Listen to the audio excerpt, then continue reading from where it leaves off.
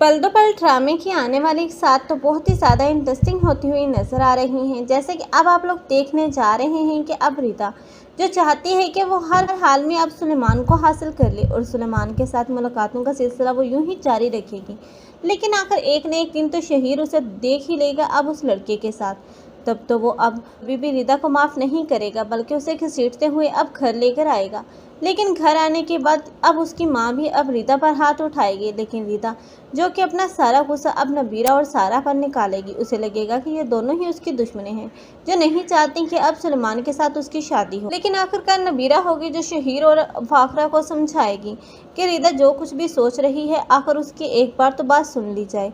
इसलिए अब रिदा से बात करने के बाद अब वो शहीर को समझाएगी कि आखिर रिदा की पसंद को भी वैल्यू करना चाहिए, क्योंकि अब रिदा की पसंद की भी कदर करनी चाहिए। अगर रिदा उस लड़के को वाकई पसंद करती है, वो लड़का अच्छा है, तो इसमें कोई गलत बात नहीं है कि इन दोनों की शादी हो जाए। इसलिए अब शहीर को तो ये बात समझ में आ ही जाएगी। इसलिए वो अपनी माँ को भी समझाएगा कि रिदा का रिश्ता तो पहले ही मिलना मुश्किल है। अगर वो रिश्ता अच्छा है तो हमें फ़ौरन से हाँ कर देनी चाहिए। इसलिए अब वो दोनों ही रिश्ते के लिए मान ही जाएंगे।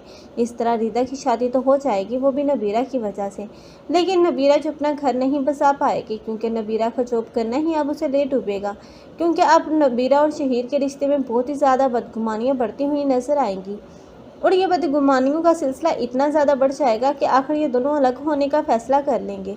और दूसरी तरफ अब वफ़ा और बासित हैं जो कि शादी करते हुए नजर आएंगे, क्योंकि वफ़ा की नज़रें तो पहले दिन से ही बासित पर हैं और वो चाहती है कि वो उस घर की मालकिन बनकर रहे। इसलिए अब उसने बासित को अपने अफेयर में आकर अब उससे शादी भी कर ली। लेकिन बासित जो कि नहीं जानता कि वफ़ा कैसी लड़की है, क्योंकि उसके सामने तो वफ़ा एक अच्छी और मासूम है।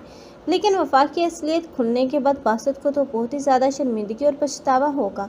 तब सिवाय पछतावे के उसके हाथ कुछ नहीं होगा। आप लोगों को ये ड्रामा कैसा लग रहा है, कमेंट सेक्शन में अपनी कीमती राय का इज़हार लाजमी करें।